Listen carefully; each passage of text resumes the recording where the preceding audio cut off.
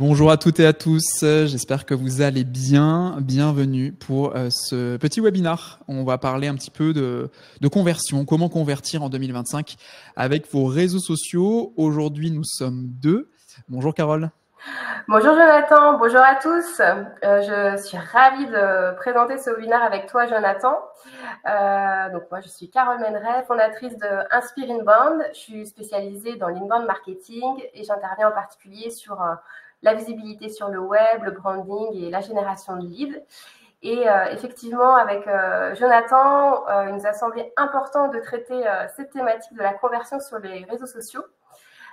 Qui est un grand enjeu pour nos métiers. Et donc, voilà, de réaliser ce webinaire en commun afin de combiner nos deux domaines d'expertise.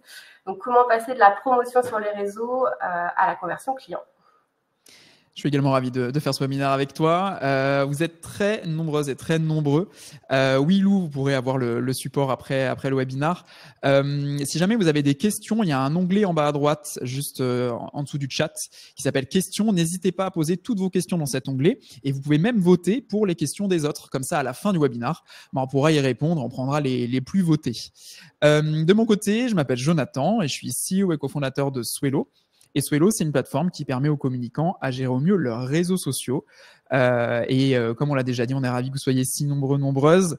N'hésitez pas, si vous le souhaitez, à vous présenter dans le chat. On en profite pour savoir un peu ce que vous faites, qui vous êtes. Vous pouvez vous présenter. Pendant ce temps, moi, je vais vous parler un petit peu du programme de ce webinaire. C'est un webinaire en 4 parties, avec une première partie qui est le rappel de l'importance de la stratégie inbound marketing, une deuxième partie qui est comment mettre en place cette stratégie pour convertir depuis LinkedIn et Instagram. On verra pourquoi on parle que de ces deux réseaux dans ce webinaire. Troisième partie, comment développer le nurturing afin que les abonnés et les visiteurs de vos pages deviennent vos futurs clients. Et quatrième partie, c'est quand vos clients deviennent vos ambassadeurs. Donc, il y a tout un processus, tout un cycle, mais vous allez voir ça dans un instant avec nous. Juste une dernière chose et on va débuter. N'hésitez pas à nous mentionner sur les réseaux sociaux. Donc, Inspire Inbound sur LinkedIn, si je dis pas de bêtises. Et pour Swelo, ce sera Get Swelo sur Instagram et Swelo sur LinkedIn. Donc, n'hésitez pas à prendre des petites photos, à partager ce que vous avez pu apprendre durant ce webinaire. Et je vais laisser la parole à Carole tout de suite pour la première partie. Merci Jonathan. Eh bien, écoutez, on va démarrer par le sujet de l'inbound marketing et faire un rapide rappel finalement de l'importance de la stratégie de l'inbound marketing. Déjà, on va démarrer par quelques chiffres. Aujourd'hui, 92% des entreprises qui utilisent l'inbound marketing augmentent leur trafic vers leur site web et 40% enregistrent une augmentation d'au moins 75%. Qui plus est, finalement, avec des visiteurs plus qualifiés qu'auparavant. Donc, l'inbound marketing est tout simplement fondé sur une stratégie de contenu. Donc, la stratégie de contenu est vraiment au cœur de l'entièreté de votre stratégie et elle vise en fait à informer avant d'inciter à l'achat. C'est vraiment une nuance capitale avec la publicité traditionnelle. Aujourd'hui, l'inbound est présent partout en acquisition digitale sur tous les canaux et les contenus. Et aujourd'hui, on va vous détailler comment mettre en place finalement un parcours d'acquisition depuis les réseaux sociaux et en particulier, on l'a dit tout à l'heure, depuis LinkedIn et Instagram pour transformer vos visiteurs et abonnés en futurs clients. On va rappeler rapidement la définition de l'inbound marketing. Donc ici, on voit tout simplement l'inbound marketing, c'est une stratégie d'acquisition digitale qui consiste à attirer naturellement et durablement votre audience sur plusieurs étapes pour faire évoluer vos visiteurs et abonnés en futurs clients. À chaque étape, il y a un objectif de conversion. Donc, on est vraiment sur un cycle de vente digital construit en entonnoir finalement. La première étape va consister à attirer, donc ça depuis effectivement vos canaux et là en particulier depuis les réseaux sociaux. Comment vous réussissez à attirer pour ensuite aller convertir par le biais de landing page, de call to action, de formulaire. La troisième étape va consister à conclure, à faire devenir finalement vos visiteurs, prospects en clients. Et ensuite, on est vraiment sur un cercle vertueux. La dernière étape va consister, comme toute entreprise finalement, à fidéliser et comment faire de vos clients de futurs ambassadeurs. Donc, l'ensemble du webinaire, finalement, on va vous détailler toutes ces étapes. Donc, comme je le disais, les contenus sont au cœur de la stratégie inbound. Il s'agit finalement de contenus éducatifs. On est vraiment sur informer tout en disséminant au fur et à mesure finalement vos avantages concurrentiels. Donc, des contenus éducatifs qui répondent à un besoin d'information au départ. En France, on est plus de 39 millions à aller sur les réseaux sociaux, sur 58 millions d'internautes. Et les réseaux sociaux sont donc des canaux idéaux à cette première recherche d'information. Donc, je vais te passer la main, du coup, Jonathan, qui va vous détailler comment mettre en place une stratégie de contenu efficace depuis les réseaux sociaux. Merci beaucoup. Peut-être tu veux rebondir sur cette slide-là avant? Oui, effectivement, petit rappel sur les bons ingrédients d'Inbound. On est à la fois sur une stratégie de contenu qui va générer de l'affinité depuis les réseaux sociaux et une bonne visibilité. Et en fait, les bons ingrédients, affinité plus visibilité pour vraiment développer votre notoriété. Merci beaucoup. Et du coup, on passe à cette deuxième partie. Donc, comment mettre en place une stratégie de contenu efficace pour convertir depuis LinkedIn et Instagram. Alors, avant de vraiment parler de LinkedIn et Instagram, je vous propose de faire un petit tour d'horizon d'autres réseaux, de l'ensemble des réseaux. Donc, Instagram, on va commencer tout de même avec lui. Instagram, ça va être un réseau où vous allez pouvoir partager vos visuels, bien entendu, hein, c'est très photo quand même Instagram, très vidéo maintenant, très carrousel, mais également story, mais également reels. Vous allez avoir ce côté quand même d'esthétisme, même si le feed, désormais, on est moins dans cette stratégie d'avoir un feed, joli avec tout qui s'accorde. C'est moins ce qui se passe en ce moment. Maintenant, on est plus vraiment sur l'authenticité. On publie du contenu en réfléchissant moins. Est-ce que tout va s'accorder? Alors qu'avant, c'était quand même très très porté sur un feed carré avec des petits effets visuels.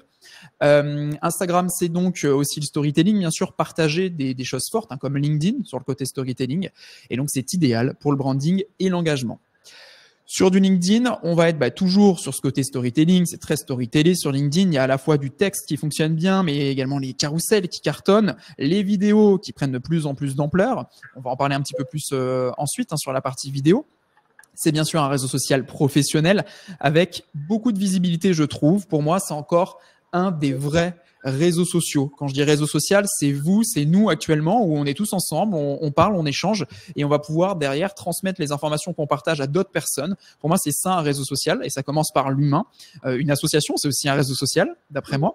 Et c'est vrai que ça s'est perdu sur certains réseaux. Moi, je pense à Facebook notamment. Alors que sur LinkedIn, au contraire, ça marche encore. Quand vous likez un post de quelqu'un de votre écosystème, ça va le partager à d'autres personnes de votre écosystème. Et pour moi, ça, c'est un vrai réseau social. C'est pour ça que LinkedIn, à mes yeux, est très important. Et donc, ça va donner pas mal de visibilité à votre contenu. Ça va vous permettre de partager vos compétences. Ça reste du B2B, bien sûr, mais il ne faut pas oublier que derrière tout B2B, il y a un B2C, bien entendu. Et c'est focus sur le recrutement. Ça c'est certain. On a un autre réseau que je voulais mentionner, c'est TikTok. TikTok, ça fait quelques années maintenant que ça a pris pas mal d'ampleur. On est sur un réseau avec des contenus très viraux, très rapides. D'ailleurs, je parlais d'Instagram il y a un instant avec les Reels. Bien sûr, les Reels viennent d'où? Ça vient de ce souhait de concurrencer du TikTok, comme Instagram l'avait déjà fait avec ses stories pour Snapchat. Souvenez-vous. C'est vrai que TikTok, donc réseau social très fort avec des contenus viraux, avec énormément de créativité. On a autant de créateurs que de consommateurs sur TikTok. Alors que sur un YouTube, on va avoir beaucoup plus de consommateurs que de créateurs, pour faire un petit peu la différence. Il y a beaucoup de trends, beaucoup de tendances qui vont très vite, qui sont derrière déployées sur d'autres réseaux.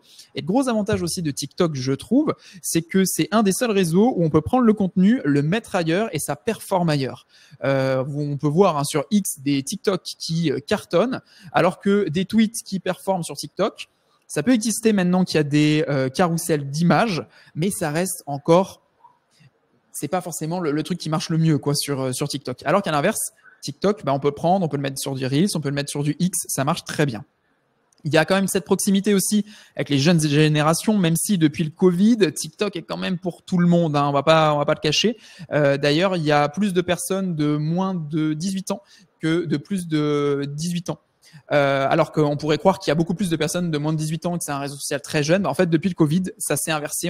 Il y a beaucoup plus de personnes âgées, de plus de 18 ans, sur du TikTok. TikTok aussi qui est idéal pour l'authenticité, pour l'interaction, comme je le disais. Il y a autant de créateurs que de consommateurs sur TikTok parce que c'est très rapide. On peut se filmer, suivre une trend et ça marche tout de suite. X, alors X, on va pas rentrer dans les débats sur ce réseau social-là, mais je voulais quand même en parler rapidement. Anciennement Twitter, qui a quand même cet avantage d'être du temps réel. C'est ça qui marche bien, avec des débats, beaucoup d'interactions directes où on peut parler, on peut interagir sous forme de tweets, enfin de posts désormais, avec des communications brèves. Souvenez-vous, X, c'est quand même le réseau social où on communique très rapidement, avec beaucoup de posts percutants. Maintenant, bien sûr, il y a eu une évolution, avec notamment X Premium, où on peut faire des posts beaucoup plus longs, où il y a quand même eu des prises de position qui ont été très marquées, notamment par le dirigeant, je dirais plutôt le financeur, parce que Twitter a une CEO, CEO, et Elon Musk est plutôt le financeur derrière. Mais c'est vrai que voilà, ça fait plusieurs mois que ça fait débat. Est-ce qu'il faut partir de X, aller sur du Blue Sky, sur du Threads, sur du Mastodon, sur d'autres réseaux? C'est pas aujourd'hui où on va aborder cette thématique-là, mais je voulais quand même vous en parler parce que X reste encore présent dans le paysage réseaux sociaux et je trouvais ça quand même important d'en parler quelques minutes. Il y a encore pas mal de journalistes, pas mal de politiques, pas mal de personnes qui veulent en savoir plus en temps réel. Voilà, mais ça pose question. Ça pose question, c'est ça.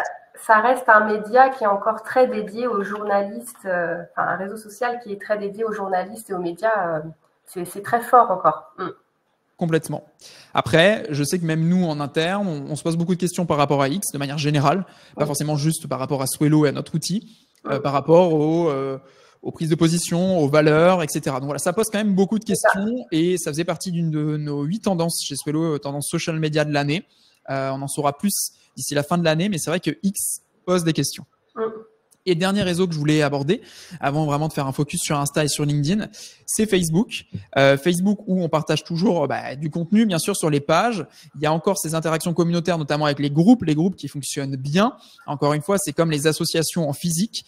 Les groupes Facebook fonctionnent bien parce que on est sur une thématique commune et on s'entend sur une thématique commune et donc on échange beaucoup.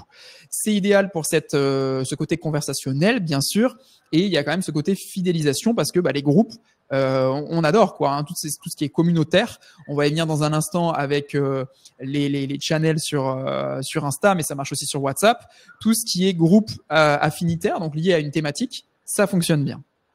Bref, tout ça pour vous dire, avant de faire un focus sur Insta et LinkedIn, que vous allez pouvoir, grâce aux réseaux sociaux de manière générale, attirer des gens pour derrière les convertir et donc faire de la conversion sur vos landing pages. Mais je laisserai Carole en parler dans un instant. Pour faire un petit focus, pourquoi se concentrer sur Insta et LinkedIn aujourd'hui? Parce qu'on n'a pas le temps d'aller sur tous les réseaux, donc j'en ai choisi 2. J'avoue, j'en ai choisi 2.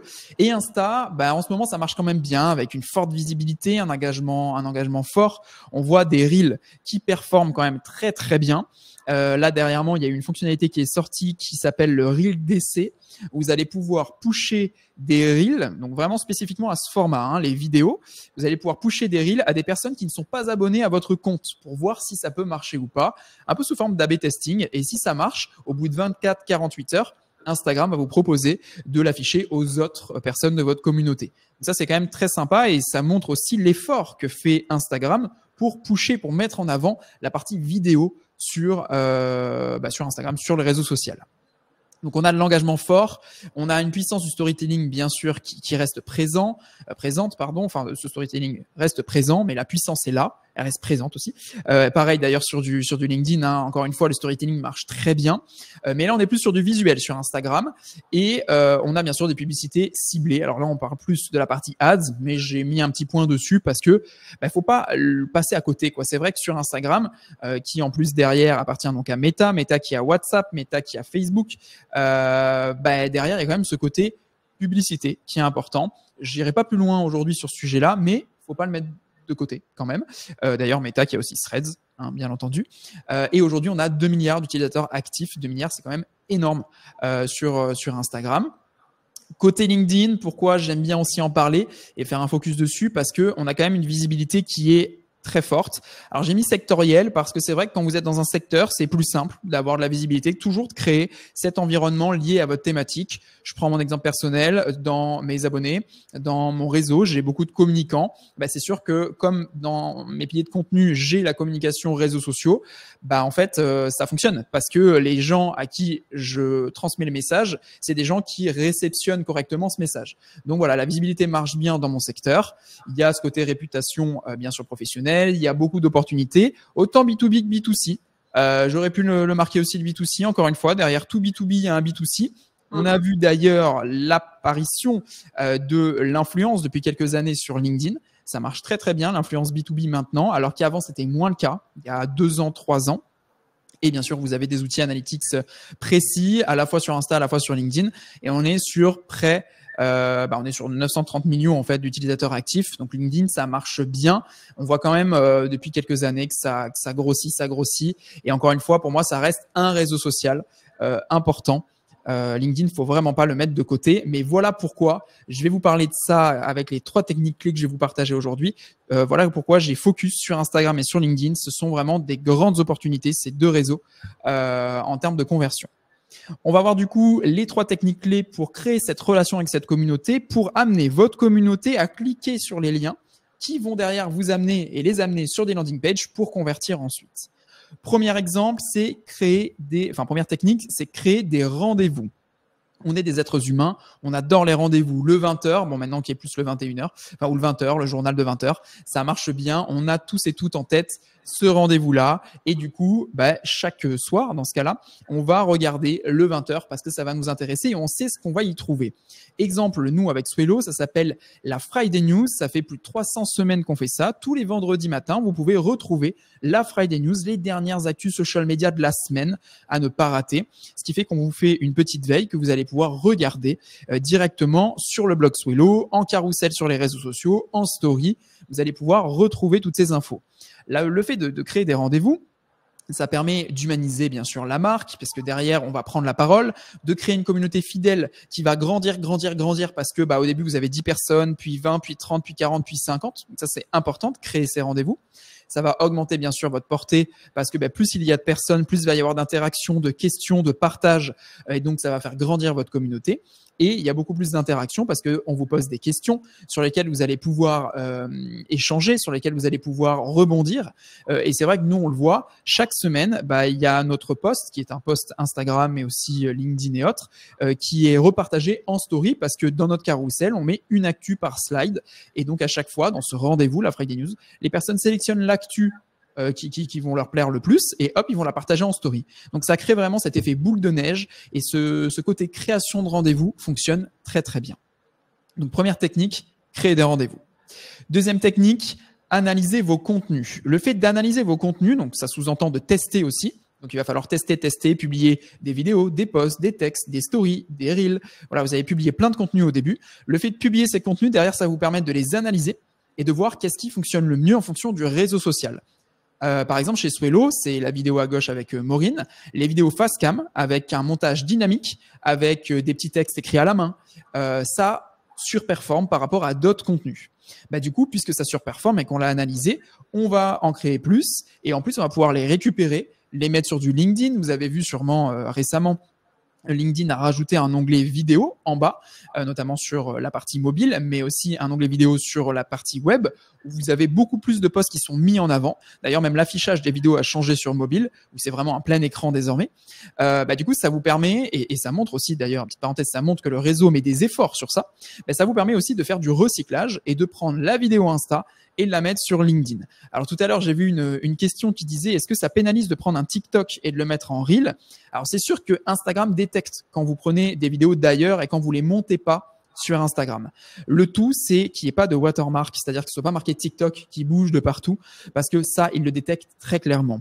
Mais on n'a pas tous le temps de monter à chaque fois sur chaque plateforme. Donc, le conseil, c'est si vous avez peu de moyens, quand je dis moyens, c'est pas forcément financier, mais c'est temporel, vous pouvez recycler votre contenu et le publier sur chaque réseau social en enlevant, bien sûr, le watermark. Alors, nous, ce qu'on fait, c'est qu'on va on va monter la vidéo sur du CapCut ou sur Premiere Pro. On prend cette vidéo et on la publie sur TikTok, sur Insta, sur LinkedIn et on voit. Et des fois, ça performe, des fois, ça surperforme, des fois, ça marche pas trop. Et là, on analyse. Donc, c'est ça le point à garder, c'est comprenez les besoins de votre cible. Donc, quels sont les contenus qui performent en fonction de votre cible. Détectez donc ces contenus performants. Et après, n'hésitez pas à en créer beaucoup pour augmenter l'engagement, la visibilité de votre marque. Et encore une fois, le fait d'analyser vos contenus et de publier du contenu qui plaît à votre cible, ça va augmenter vos interactions et vos engagements. Là, chaud sur Insta. Ce qui va bien marcher chez nous, en tout cas, c'est les stories. Ça marche très bien. C'est les reels qui marchent bien et les carousels. Ça cartonne, ça c'est certain. En plus, les carousels, l'avantage, c'est que vous allez pouvoir répondre à ce besoin humain qui est qu'on a un taux de, j'ai plus le mot, mais on passe vite à autre chose. Un taux d'attention, voilà. On a un taux d'attention très faible, ce qui fait que le carrousel, c'est pas mal parce que sur chaque story, vous pouvez passer une information clé, mais derrière, vous pouvez aussi en mettre plusieurs. Parce que on va lire la slide, hop, taux d'attention faible, on place à la slide d'après, on a encore une info. Et ça marche très bien. Merci Anthony. C'est ce qu'on appelle le dwell time. Effectivement, l'idée, c'est de toute façon que votre cible passe le plus de temps sur votre contenu, mais avec un contenu à forte valeur ajoutée, bien entendu. Et donc, de faire durer avec une info par slide pour justement que le dwell time soit le plus élevé possible. Le temps d'attention, le temps que vous allez passer sur ce contenu-là.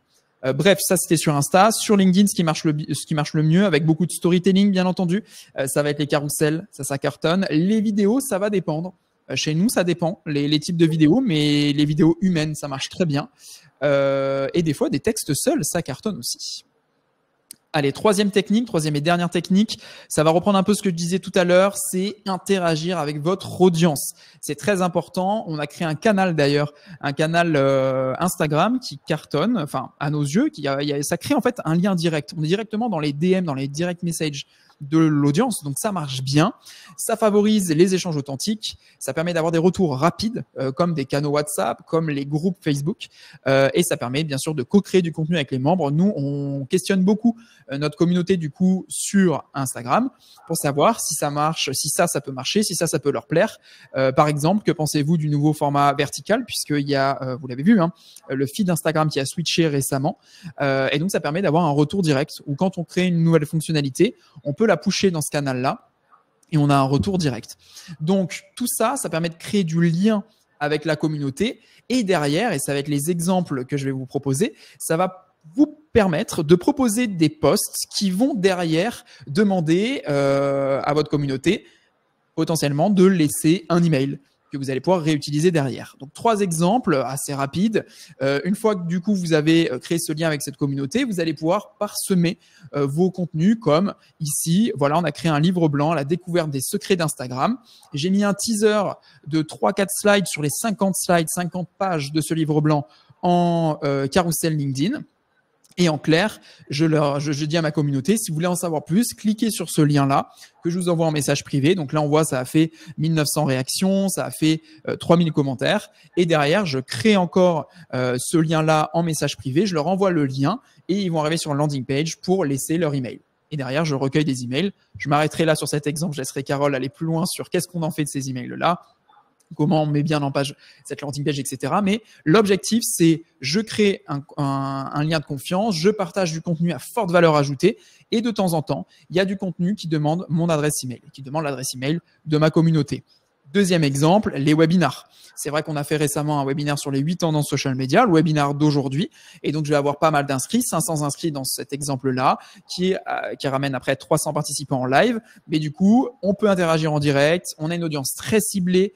On montre notre expertise, mais on a fait des posts sur les réseaux sociaux pour ramener vers ce webinar. Et pour s'inscrire au webinar, l'objectif, c'est aussi recueillir des emails. Donc, toujours pareil, on part des réseaux sociaux, on enrichit avec nos piliers de contenu, avec nos rendez-vous, avec nos contenus qui marchent bien.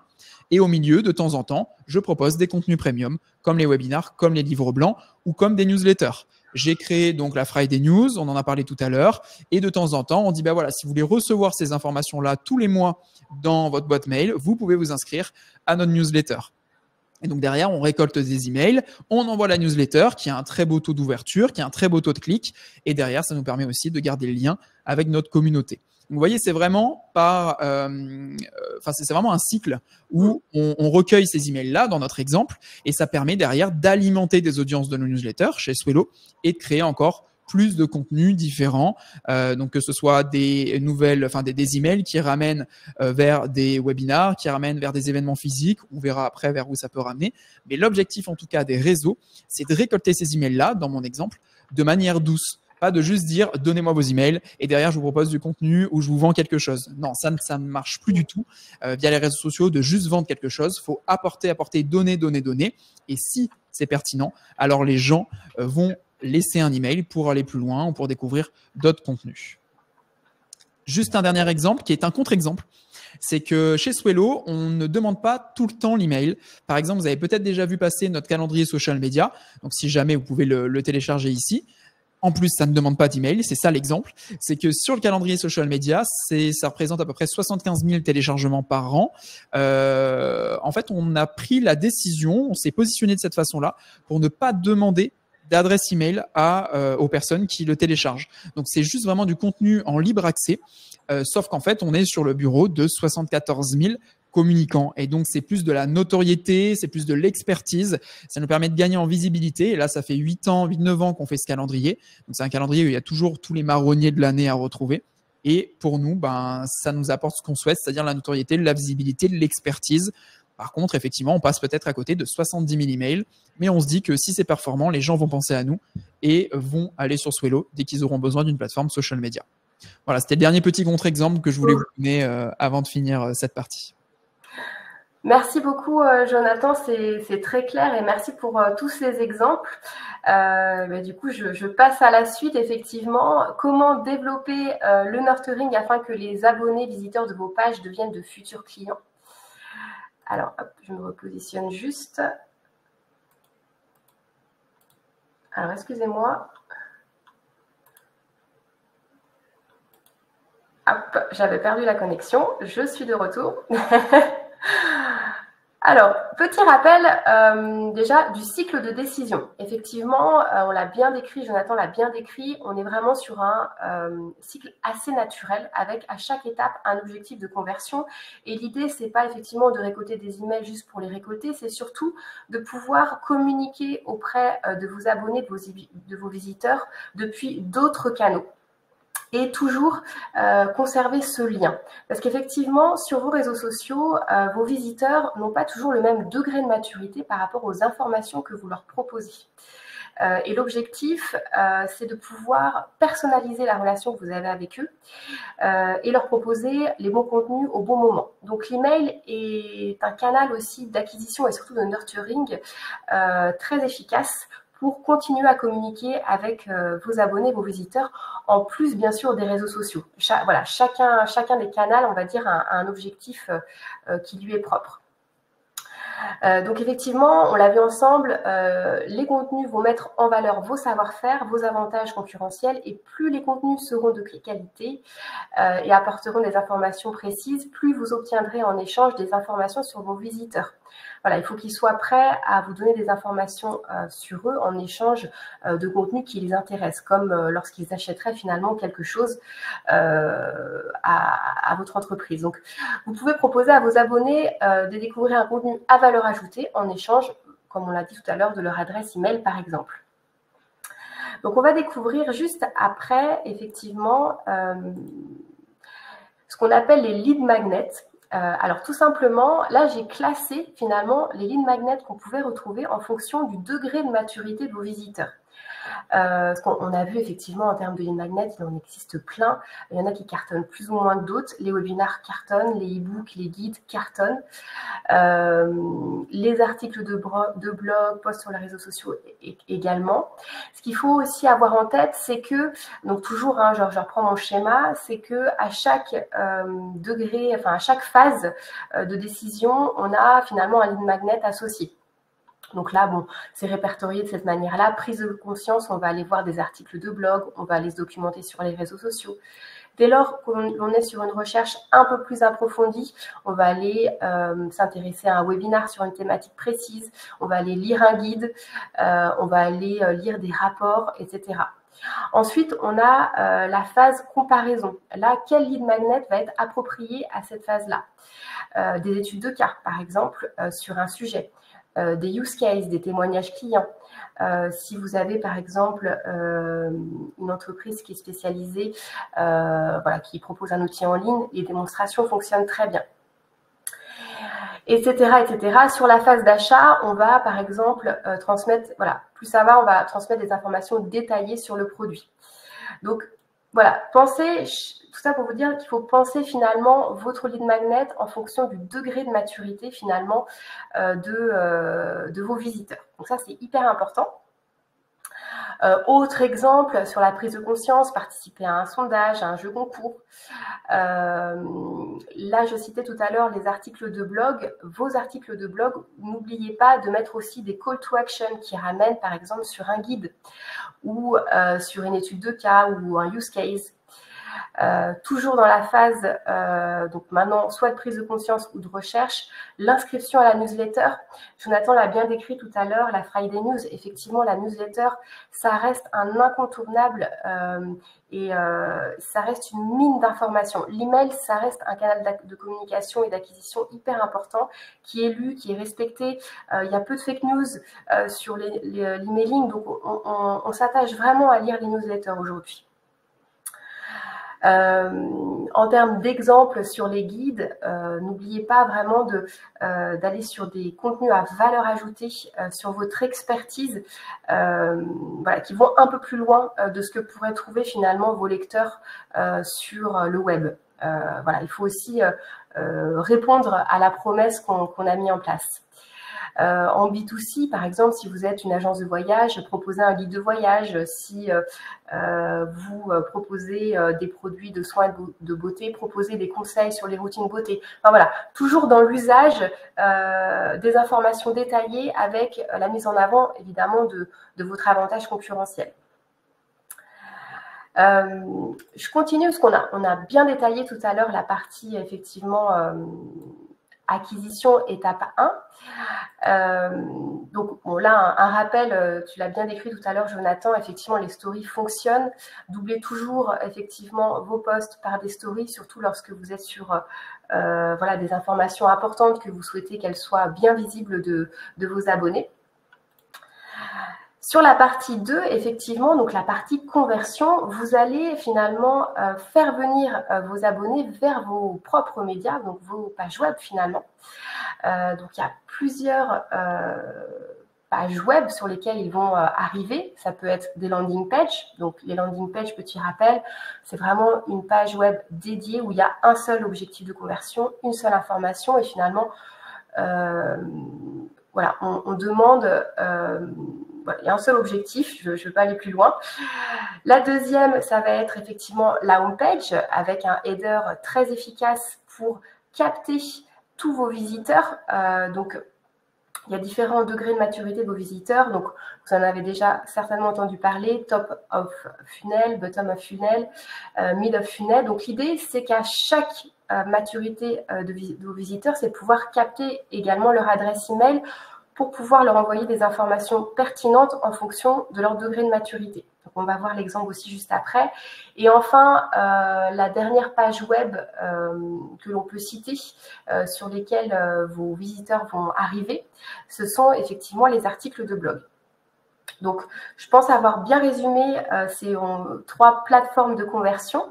Donc, la première, effectivement, c'est la landing page, donc classique.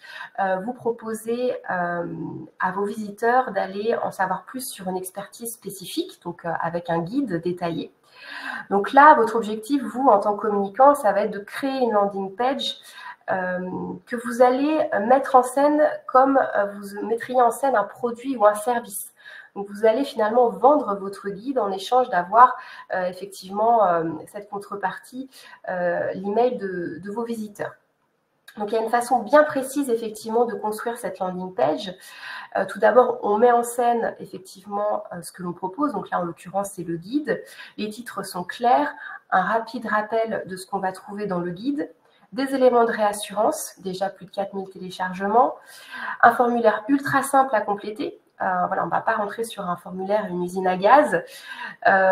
L'objectif, c'est aussi d'étoffer cette landing page qui a un seul objectif de conversion par d'autres éléments de réassurance et par en savoir plus sur ce guide.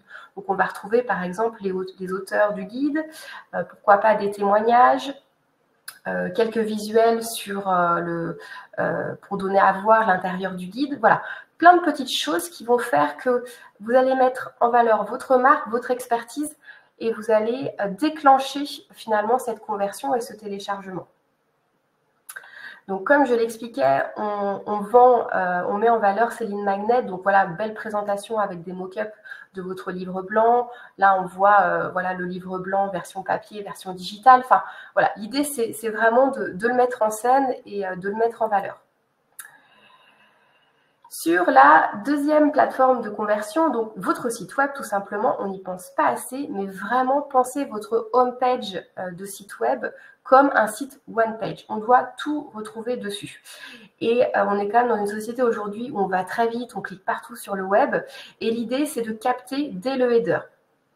Parce que souvent on constate que on va visiter la homepage, éventuellement une homepage, mais très souvent on s'arrête au header. Donc il faut être ultra accrocheur dès le header. N'hésitez pas à avoir une accroche très simple, très sobre. L'idée est de mettre en scène finalement votre promesse, votre argument, votre avantage concurrentiel et de tout de suite proposer des call to action. Je prends l'exemple de BIM, le kit solaire le plus simple à installer. Donc voilà, on a déjà tout dit. On est rassuré en tant que visiteur parce que BIM propose « BIM chez moi, est-ce que ça marche ?» Donc tout simplement, déjà, on se dit « Ah, ok, ils ont avant de vendre, voilà, ils s'assurent que ça fonctionne bien chez nous. » Et bien évidemment, on a un call to action sur commander son kit. On a des éléments de réassurance, 4,7 sur 5 sur Trustpilot.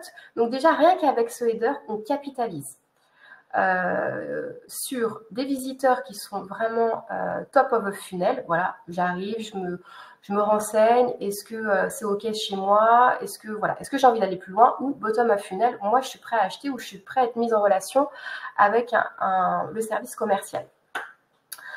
On a aussi un exemple avec la grosse machine, donc Solution SaaS, qui propose un essai gratuit. On a juste à compléter son adresse email. Et je trouvais l'exemple intéressant parce qu'elle personnalise l'onboarding de votre site web. Donc ça, c'est plutôt chouette parce que tout de suite, on se sent accueilli. Voilà, c'est tout simple. Voilà, c'est des petits devs à faire. Ça prend pas forcément beaucoup de temps, mais ça peut tout de suite faire la différence sur votre homepage et sur le parcours d'acquisition. On l'a vu, on a eu le parcours d'acquisition du réseau social jusqu'à vos pages web. Et ensuite, voilà, une fois qu'ils sont sur vos pages web, tout l'effort qui aura été fait pour ramener vos trafics vers vos pages web, est-ce qu'on est prêt? Est-ce que notre site web aujourd'hui est efficace là-dessus? Et enfin, effectivement, le dernier exemple, c'est vos articles de blog. Assurez-vous bien qu'ils sont rédigés et structurés avec des call to action qui ramènent soit vers vos pages web, soit vers vos guides à télécharger ou qui proposent de vous inscrire à un événement. Voilà. L'idée, c'est toujours de proposer des parcours d'acquisition simples, clairs et attractifs. Donc voici sur cette étape de conversion. Donc on a vu 3 exemples. N'hésitez pas à poser des questions sur le chat si vous souhaitez qu'on y réponde ensuite, ou j'essaierai d'y répondre en cours de route. Sur la partie nurturing, donc j'ai expliqué tout à l'heure, ce qui est important, effectivement, c'est de continuer à garder le contact avec vos visiteurs, de faire mémoriser votre image de marque sur le digital, donc que ce soit via les réseaux sociaux ou via vos emails. Donc les séquences emails sont ultra importantes. On différencie différents types d'emailing. On va avoir les emailing transactionnels que vous allez automatiser sur vos solutions de marketing automation, ou par exemple un visiteur s'inscrit à votre newsletter, il reçoit automatiquement un message de bienvenue. Des emailing d'invitation, d'acquisition, c'est bien d'en avoir un par mois. Après, tout dépend de votre secteur d'activité, mais l'idée, c'est de proposer un contenu à valeur ajoutée, que ce soit un webinar, que ce soit un cadeau si vous êtes dans le B2C, type un échantillon, que ce soit un guide, voilà, vraiment un emailing dédié où on est plus sur une invitation, une acquisition. Et enfin, le troisième emailing qu'on connaît bien, c'est l'emailing informationnel où on va être sur une newsletter. Donc là, effectivement, tout dépend de votre secteur d'activité. En général, on est sur des newsletters soit une fois par semaine, soit une fois toutes les 2 semaines. Voilà, tout dépend encore une fois, voilà, à personnaliser en fonction de votre secteur d'activité. L'objectif, c'est effectivement de mettre en place aussi des workflows. Ça va vous faire gagner du temps et ça va vous permettre surtout de personnaliser votre relation avec vos abonnés. Donc là, ici, j'ai mis un petit exemple qui a été réalisé pour l'un de mes clients, donc le groupe Pochet, qui souhaitait communiquer. Donc c'est un grand industriel qui est spécialisé dans le packaging, parfum et beauté. Et effectivement, voilà, qui a de nombreuses marques très connues pour clients et qui souhaitait vraiment mettre en avant le packaging durable qui est un de nos gros enjeux dans nos sociétés. Et donc, on a réalisé un webinar sur cette thématique. Donc là, l'idée, c'était effectivement de proposer une invitation via emailing et via sur les réseaux sociaux, on l'a vu également. Sur cette invitation, sur cet emailing, on va retrouver effectivement le visuel principal et surtout qui va parler. N'hésitez pas pour vos webinars à communiquer aussi sur les intervenants pour vraiment donner de la valeur aussi à votre conférence en ligne. On est vraiment friand de ça, que ce soit sur les salons ou que ce soit sur les webinars. Je continue. Sur la partie marketing automation, donc construire un plan éditorial automatisé. Là, ici, on a un petit exemple de workflow. Alors, démarrez simple, vraiment, mais faites-le parce que vous allez apprendre finalement de vos visiteurs et de vos abonnés sur leur manière d'agir. Voilà, quel taux de clic, quelle ouverture sur tel ou tel emailing, est-ce que je dois ralentir ma fréquence, est-ce que je dois l'augmenter.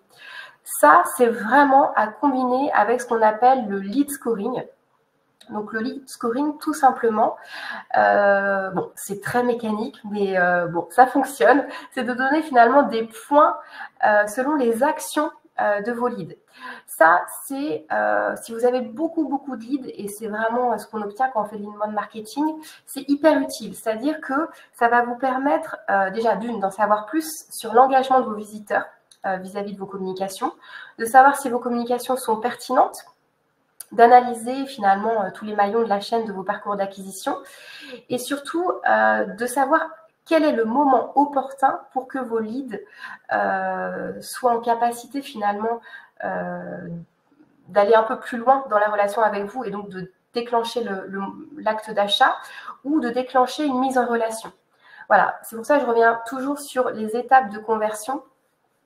C'est hyper important de mettre en place ce système-là. Pareil, ça peut être très simple. Vous pouvez avoir, voilà, on a quelques exemples avec un nombre de points associés, mais voilà, un visiteur qui s'est abonné à votre newsletter, un visiteur qui a vu telle ou telle page de votre site web ou telle page de votre catalogue. À contre-exemple, un visiteur qui s'est désinscrit de ses mails. Bon, on va peut-être ralentir la fréquence ou on va peut-être un petit peu... Enfin, on va vraiment s'adapter en fait en fonction de son comportement. Que ce soit sur les emailing, mais aussi sur votre site web, sur les réseaux sociaux. L'idée, c'est vraiment de centraliser l'ensemble de son comportement pour bien adapter finalement sa communication et lui proposer des informations pertinentes. Donc, toujours dans le même cycle, vraiment analyser la data et les sources de trafic. Sources de trafic ultra importantes et surtout la data, donc segmenter au maximum effectivement votre CRM. Si vous êtes en B2B, vous allez demander la fonction professionnelle, nom, prénom, bien sûr, emailing, l'entreprise, peut-être la taille d'entreprise, le secteur d'activité. L'idée, c'est vraiment de segmenter au maximum. Plus vous allez segmenter, plus vous allez pouvoir proposer finalement des communications personnalisées. Et finalement, cette demande d'information visiteur, elle se fait au fur et à mesure des échanges. Vous n'allez pas tout demander d'un coup. L'idée, c'est d'y aller vraiment pas à pas. Voilà, comme toute relation finalement conversationnelle qu'on aurait, on ne va pas tout demander d'un coup. Donc voilà pour cette étape 3, donc de conclure. Je termine, parce que je vois que le temps avance. Je termine sur l'étape 4, fidéliser, mais Jonathan vous en dira vraiment plus à ce sujet. Comme je disais tout à l'heure, l'inbound marketing, c'est vraiment un cercle vertueux. L'idée, c'est d'attirer naturellement, de convertir naturellement, d'être vraiment dans quelque chose de soft, dans une conversion douce, naturelle.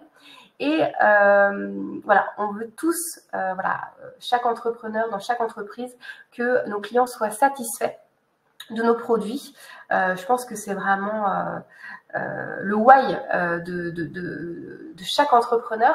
Et l'idée, effectivement, aussi en tant que marketeur, c'est de se dire, bon, ok, nos clients sont super contents de nos produits, pourquoi on ne les mettrait pas en scène et faire de nos clients des ambassadeurs naturels. Là, on a le cas des mini-mondes qui le font très bien et qui mettent des avis de leurs clients en vidéo, en mettant en scène finalement les enfants qui utilisent et qui sont super contents des jouets qu'ils ont reçus ou des livres qu'ils ont lus. Donc voilà, l'idée preuve sociale, c'est quelque chose qui fonctionne toujours très bien et finalement qui est authentique et naturel. Donc je te laisse en dire plus, Jonathan, parce qu'effectivement, tu as pas mal d'exemples sur le sujet. Ouais, merci beaucoup. Ça va prendre vraiment quelques minutes. Après, on va répondre à l'ensemble de vos questions. Et des questions, toutes d'ailleurs, sont très très intéressantes. J'ai essayé d'y répondre un petit peu à l'écrit, mais on fera ça aussi ensemble dans un instant. Effectivement, la quatrième et dernière partie, c'est quand vos clients deviennent ambassadeurs. C'est-à-dire qu'on parlait de réseaux sociaux au début, où on partage du contenu avec nos piliers de contenu. Du coup, 3 principalement. Une fois qu'on a partagé ce contenu-là, de temps en temps, on met à disposition des contenus qui demandent une adresse email, par exemple. Merci Thibaut. Et dans ces contenus premium, ça va permettre derrière de récupérer des mails. Une fois qu'on a ces mails-là, Carole nous a parlé de tout ce cycle-là jusqu'à la conclusion, quoi, je dirais, jusqu'à justement la fin de ce cycle mail et de ce cycle client. Et une fois que c'est fait, en fait, derrière, on récupère les avis clients pour recréer du contenu, donc ce qu'on appelle la preuve sociale, avec la crédibilité, la confiance, l'authenticité, la réputation donc de ces avis. Donc là, c'est un exemple avec les avis Swello, les avis Trustpilot. Il y a plein d'outils qui vous permettent de recevoir des avis. Et en fait, ce qui est intéressant, c'est à la fois, et c'est réel, hein, ça fait plaisir à l'équipe. Ça, pour moi, c'est aussi important, je trouve. Nous, on a un channel de notre côté où on partage tous les avis clients pour l'ensemble de l'équipe, même pendant les webinars. Donc, si jamais ce webinaire vous a plu, n'hésitez pas. Mais tout ça, c'est vraiment important. Et derrière, on récolte ces avis-là aussi pour les repartager. On a vu, ça s'appelait les mini-mois, je crois, c'est ça le site précédemment. Les mini-mondes, oui. Les mini-mondes, voilà, les mini-mondes. Donc, on prend ces informations-là, on les met quelque part sur un site, sur les réseaux sociaux, pour aussi montrer aux futurs clients, donc aux leads, à quel point c'est génial. C'est un peu ça l'idée. Et donc là, c'est ce qui se passe avec les avis. Ça permet, avec cette preuve sociale, d'aller encore plus loin, de le montrer à d'autres leads et ça marche très bien. Ce qui marche aussi bien, c'est la fidélisation. C'est-à-dire que pour Swello, on a aussi beaucoup de chance, c'est que les gens aiment bien nos outils, notre outil, donc les gens, nos clients. Et en fait, ces personnes-là font d'eux-mêmes, donc d'elles-mêmes, des posts sur les réseaux sociaux. Donc là, on en a 2. Un post sur l'outil, un post sur le calendrier social media, je vous en parlais tout à l'heure, et ça met en avant la marque, ça met en avant qui se cache aussi derrière la marque, parce que souvent, on parle aussi de ce qu'on met à dispo, donc des contenus qu'on met à dispo, de notre support aussi, d'ailleurs, sur nos avis clients, c'est ce qui marche très bien, le super service client, la solution simple, voilà, le côté humain, service client, ça marche très très bien.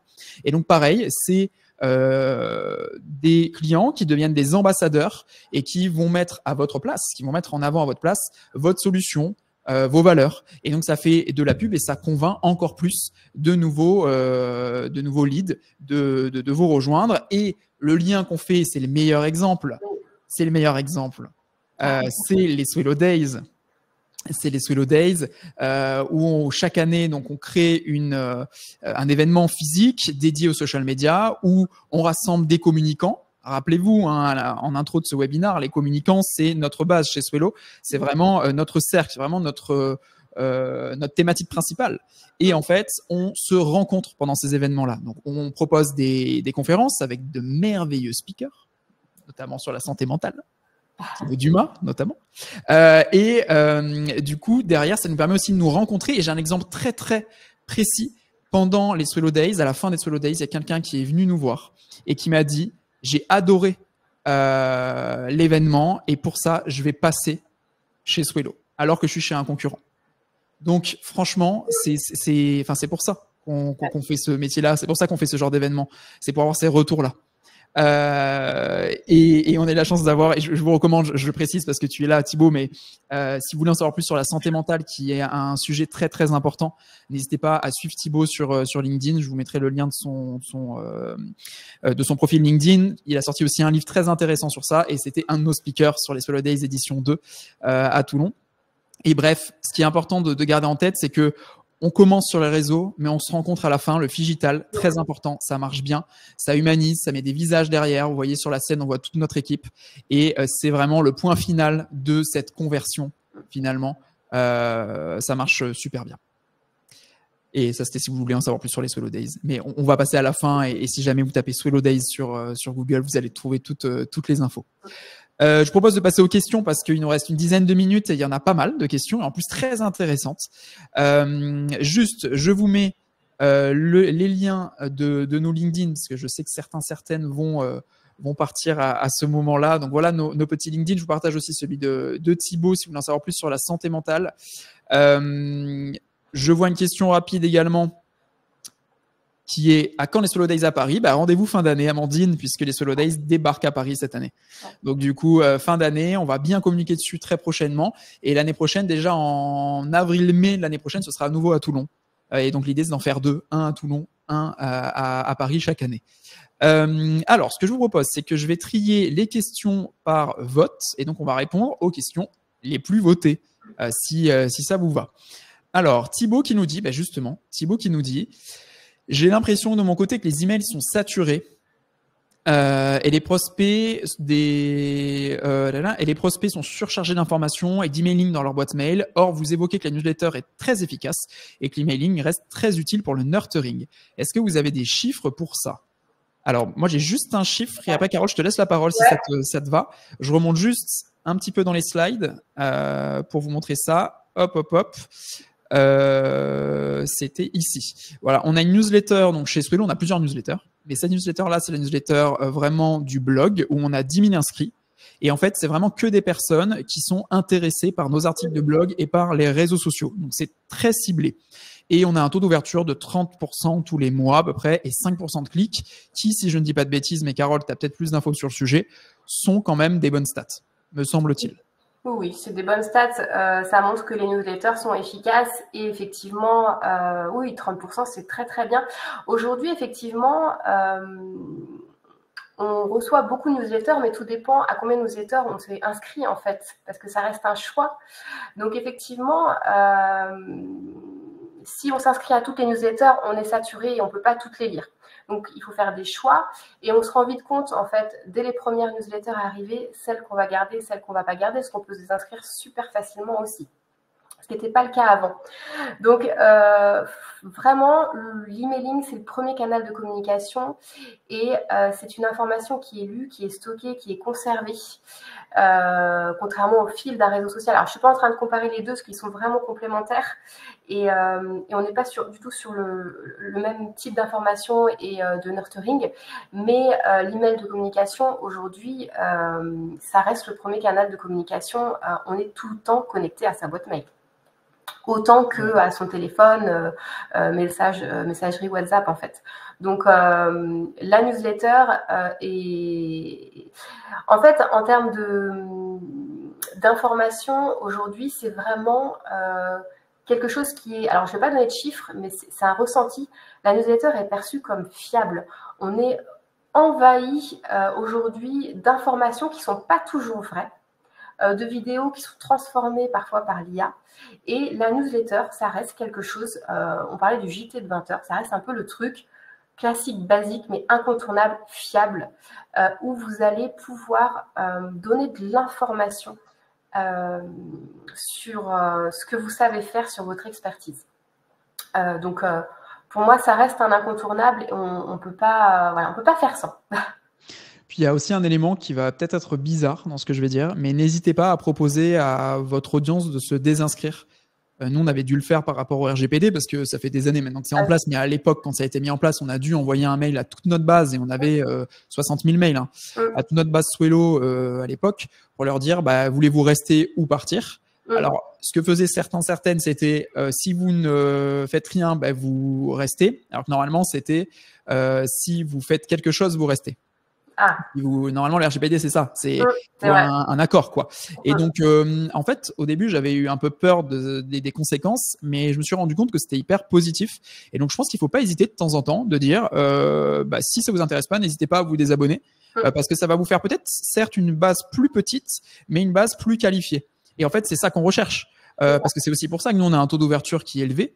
C'est parce que notre base, elle est assez petite. Enfin, on a 9 000 à 10 000 personnes sur celle-là. Sur le blog, mais le blog il fait 1 million de visites par an. Enfin, je veux dire, on pourrait en avoir plus, mais c'est très très spécifique, c'est très précis comme newsletter. Et c'est bien de regarder effectivement le taux d'ouverture et le taux de clic et de regarder aussi le taux des inscriptions. Alors, sur une audience qualifiée, effectivement, parce que ça peut aussi vous donner des indicateurs sur la qualité de votre newsletter. Alors, pas de l'ensemble des newsletters, mais soit parce qu'ils en reçoivent trop, comme vous disiez, saturation, donc attention à la fréquence, soit parce que finalement, le contenu ne les intéresse pas vraiment. Donc, c'est très simple de se désinscrire sur une newsletter, ça n'a jamais été aussi simple aujourd'hui. Tout est super bien automatisé, donc vraiment, ça reste un choix de s'inscrire à une newsletter et de continuer en fait à en recevoir. Carrément. Je propose de passer à une deuxième question. Alors, c'est même deux questions parce qu'il y en a deux qui se ressemblent un petit peu. Concernant les avis, comment inciter nos clients à partager leurs avis, leur satisfaction? L'autre question, c'était comment inciter les clients à partager des posts sur notre produit quand ils le font pas naturellement. J'ai quelques petits exemples, mais si jamais tu as des éléments. Écoute, si tu as des exemples, vas-y. Carrément, moi, c'est très simple.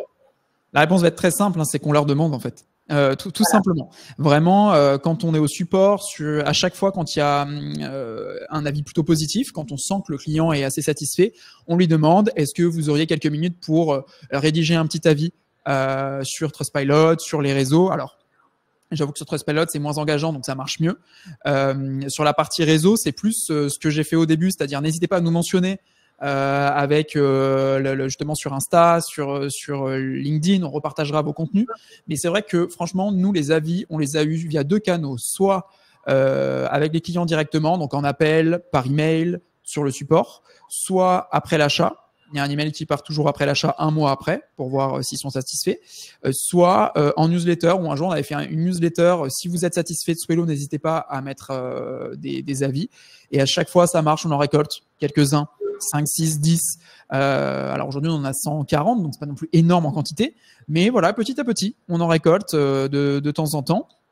Et c'est toujours hyper satisfaisant. Et après, il y a le côté aussi un peu aléatoire où des fois on se réveille et on voit des posts sur les réseaux, on fait OK, trop gentil. Alors nous, ce qui a bien marché, c'est le calendrier social media où on partage des dates chaque mois. Et en fait, on se rend compte que les gens se basent sur notre calendrier et créent du contenu créent des posts qui partagent derrière sur les réseaux. Et donc, ça marche bien. Donc à chaque fois, c'est voilà, on a donné de la valeur, on donne de la valeur et derrière, les gens nous le rendent. Et voilà. Donc soit en demandant pour des avis, soit en partageant du contenu qui est intéressant et du coup que les gens vont repartager. Je suis totalement en phase, effectivement. Il faut leur demander. Il ne faut pas hésiter aussi à mettre en avant les avis qui vous semblent vraiment chouettes sur les réseaux sociaux ou sur vos pages web ou sur vos docs. Moi, par exemple, sur LinkedIn, parce qu'on est aussi beaucoup sur le personal branding sur LinkedIn, régulièrement, lorsque je fais du conseil, du coaching, etc., je demande à partager des recommandations sur le profil LinkedIn. Vous pouvez aller voir si vous voulez.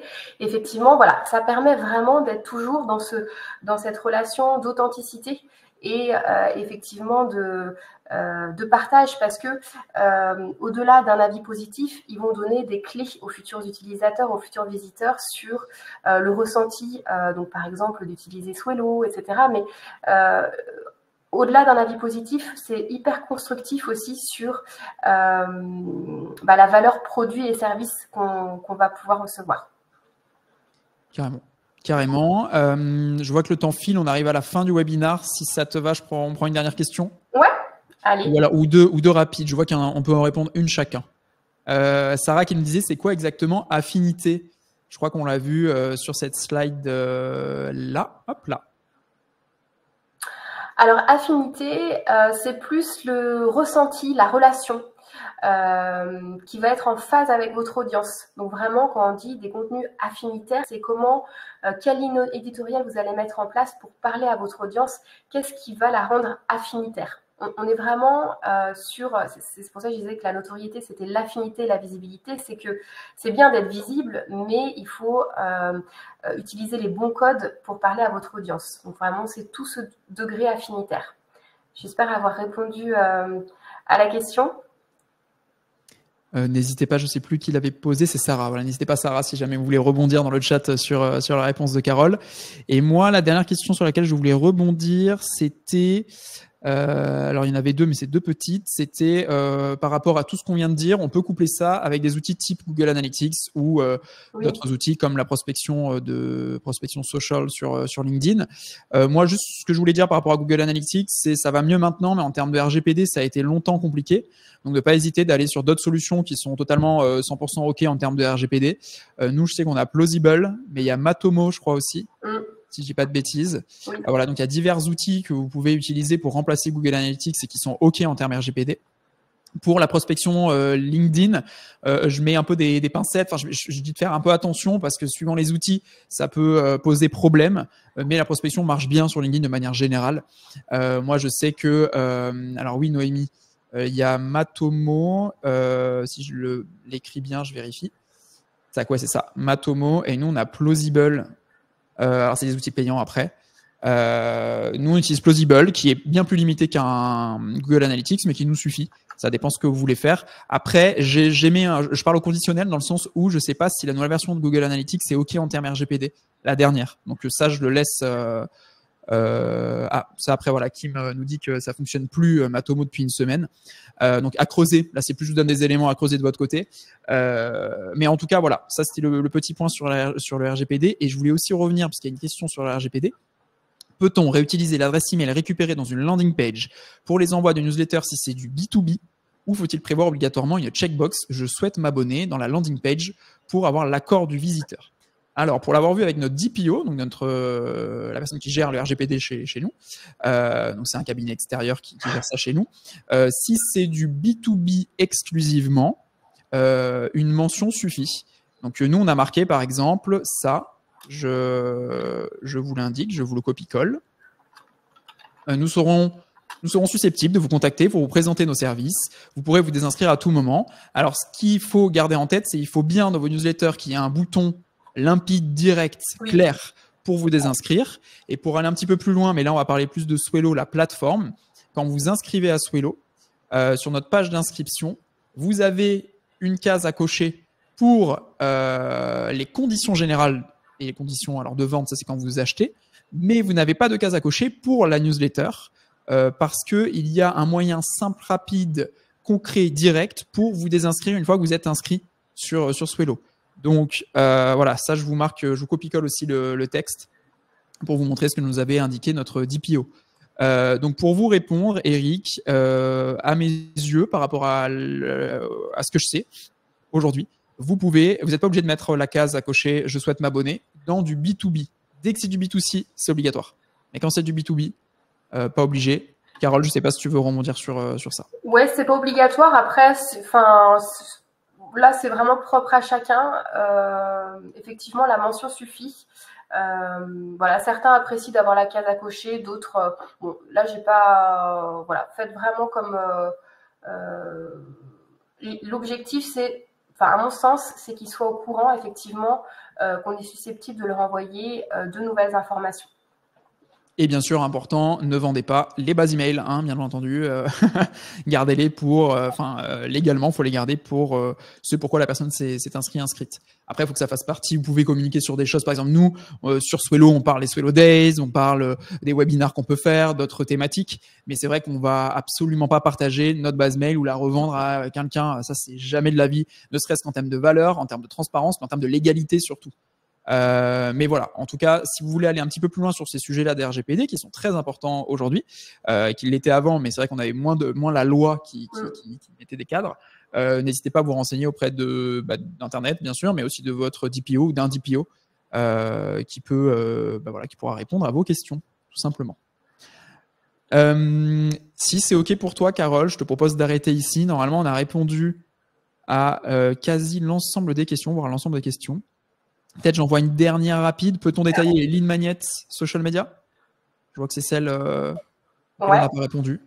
Si tu as des points dessus. Alors, lead magnet social media, ils peuvent prendre différentes formes. C'est ce qu'on a vu tout à l'heure. Ça peut être l'inscription à un événement, ça peut être le téléchargement d'un guide. On peut aussi renvoyer, pourquoi pas, vers un article de blog qui est bien structuré avec des call to action. On peut imaginer vraiment beaucoup de... pour les social media et pour d'autres sur vos pages web directement, hein, finalement. Les deux sont adaptés. Qu'est-ce qu'on pourrait avoir d'autre? Des use cases, enfin tout ce qui peut être téléchargeable. Les podcasts aussi fonctionnent très bien sur de l'écoute, mais voilà, ça renvoie. L'objectif en fait, c'est de pouvoir communiquer depuis les réseaux sociaux sur d'autres canaux pour continuer en fait à garder le lien avec vos visiteurs et surtout leur apporter des informations complémentaires sur vos expertises et sur votre marque. Ouais, moi je sais ce qui marche bien, c'est ce que j'ai montré en slide.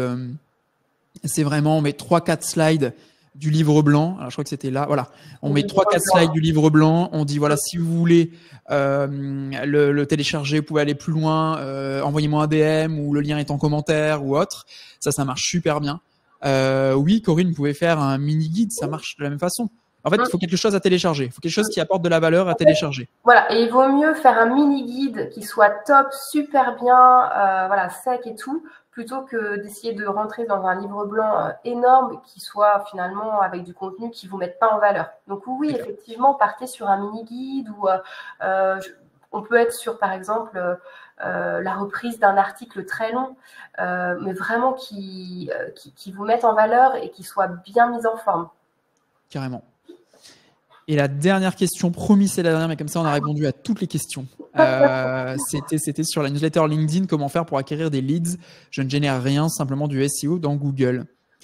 Bien écoutez Corinne, je vais être très sincère et direct. À mes yeux, après avoir fait plein de tests, aujourd'hui les newsletters LinkedIn ne fonctionnent pas par rapport à nos attentes chez Swello. Nos attentes, c'était vraiment créer de l'échange, que les gens reçoivent une notif sur LinkedIn quand on crée cette newsletter. On a testé sur 1-2 mois, une newsletter par semaine, et ça n'a pas eu l'effet escompté par rapport à notre objectif. Parce qu'à chaque fois que vous faites une action, bien sûr, il faut se fixer un objectif, d'autant plus quand vous voulez acquérir des leads.